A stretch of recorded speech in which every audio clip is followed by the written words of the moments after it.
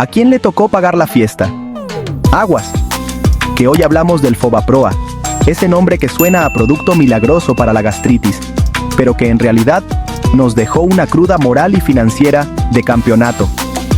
Este es un tema que ha dejado huella en la historia económica de México y que aún hoy sigue siendo relevante para todos nosotros. Sí, mis queridos mexicanos, el Fobaproa es ese amigo incómodo que nadie invitó a la fiesta, pero que al final terminamos pagando entre todos. Imaginen estar en una fiesta donde todos se divierten, pero al final, la cuenta es tan alta que nadie sabe cómo pagarla. Y no crean que fue una vaquita común y corriente, ¿eh? Hablamos de millones, de miles de millones, de pesos que siguen saliendo de nuestros bolsillos. Cada peso que pagamos en impuestos, cada recorte en el presupuesto, tiene un poco de esa deuda que nunca parece terminar. ¿Y saben qué es lo peor? Que muchos de los que nacieron después del 94, ni en cuenta de quién nos dejó este regalito. Es como una herencia indeseada que seguimos cargando sin saber exactamente de dónde vino. Pero no se preocupen, banda.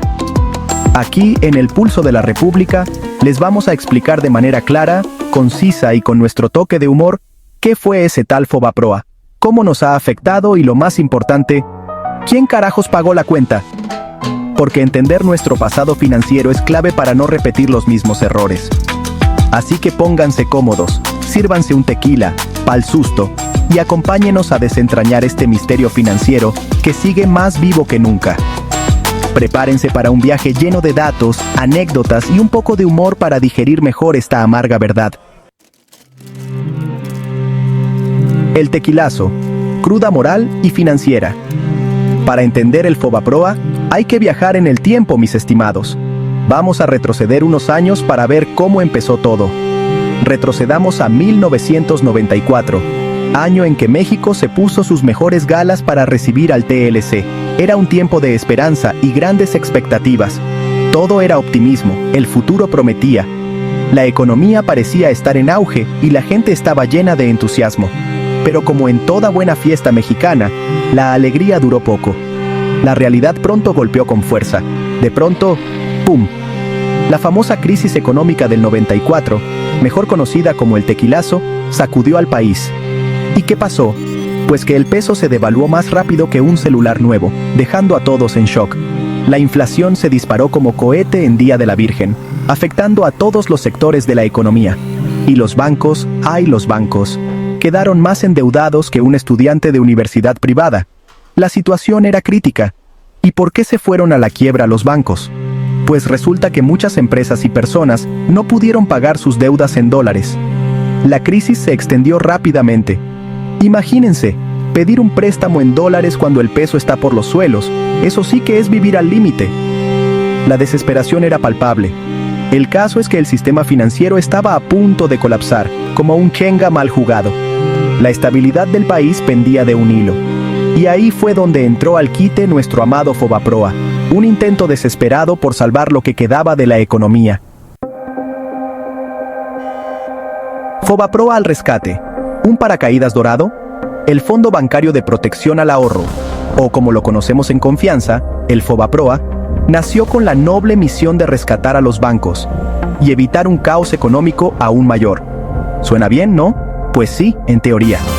La idea era que el gobierno, o sea, nosotros, les diéramos una manita a los bancos para que pudieran pagar sus deudas y así evitar que el sistema financiero se fuera al caño.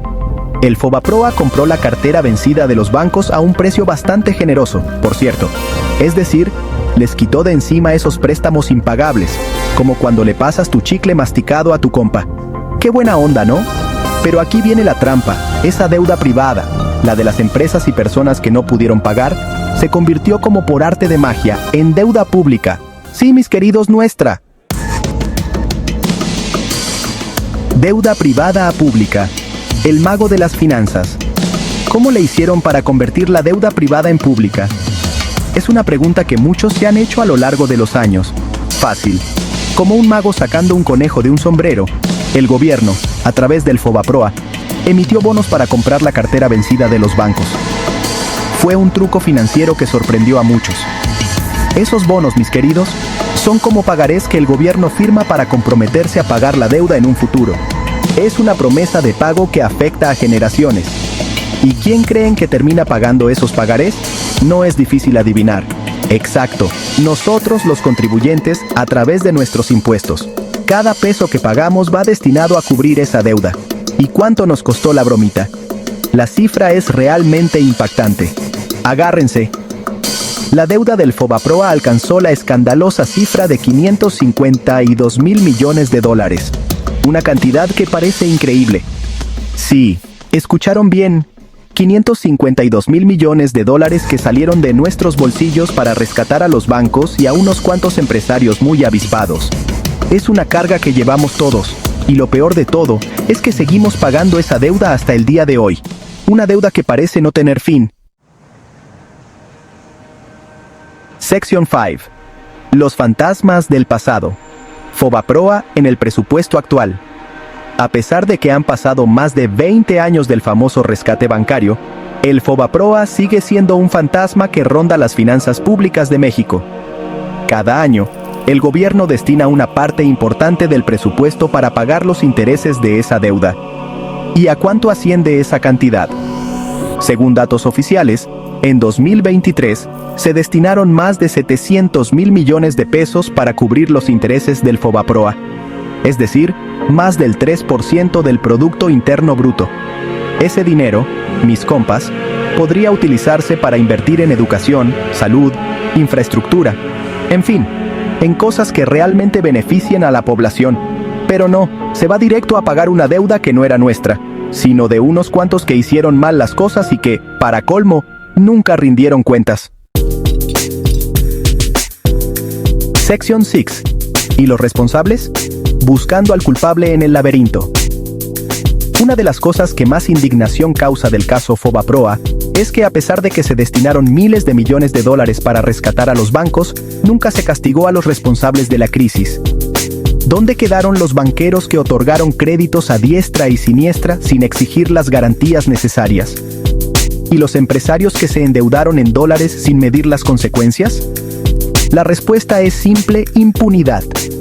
Sí, así como lo oyen, la mayoría de los responsables del Fobaproa salieron impunes, protegidos por el manto de la corrupción y la falta de transparencia. Algunos incluso se dieron el lujo de seguir haciendo negocios con el gobierno, como si nada hubiera pasado. Un verdadero insulto para los mexicanos. Sección 7. Las cicatrices del Fobaproa. Lecciones no aprendidas.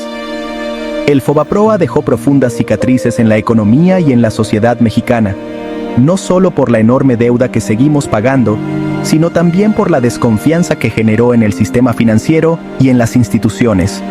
Muchos mexicanos perdieron sus ahorros, sus casas y sus empleos como consecuencia de la crisis del 94 y del posterior rescate bancario. Pero quizás lo más grave de todo es que parece que no aprendimos la lección. A pesar de las promesas de transparencia y de que nunca más se repetiría un caso como el Fobaproa, lo cierto es que en los últimos años hemos visto cómo se han presentado casos similares, aunque a menor escala. ¿Será que estamos condenados a repetir los errores del pasado? Sección 8. Mirando al futuro. ¿Otro Fobaproa en el horizonte? La pregunta que queda flotando en el aire es: ¿estamos preparados para enfrentar una nueva crisis económica? ¿O volveremos a caer en la tentación de rescatar a empresas privadas con dinero público? Es fundamental que se fortalezcan las instituciones, que se promueva la transparencia y la rendición de cuentas, y que se castigue a los responsables de actos de corrupción. El futuro de México depende de las decisiones que tomemos hoy. No podemos permitirnos seguir cargando con el peso de la deuda del pasado. Es hora de construir un futuro más justo y equitativo para todos los mexicanos. Sección 9. La deuda eterna. Reflexiones de un pueblo marcado. El Fobaproa no es solo un término económico, es una herida abierta en la memoria colectiva de México. Es un recordatorio constante de la desigualdad, la corrupción y la impunidad que han marcado la historia de nuestro país. Es momento de que los mexicanos exijamos respuestas, que demandemos justicia y que trabajemos juntos para construir un futuro mejor. ¿Hasta cuándo seguiremos pagando los platos rotos de otros? ¿Cuándo llegará el día en que la deuda eterna del Fobaproa deje de ser una sombra que oscurece nuestro presente? Es hora de pasar la página, de aprender de los errores del pasado y de construir un futuro más justo y próspero para todos. La deuda del Fobaproa nos recuerda que el cambio está en nuestras manos.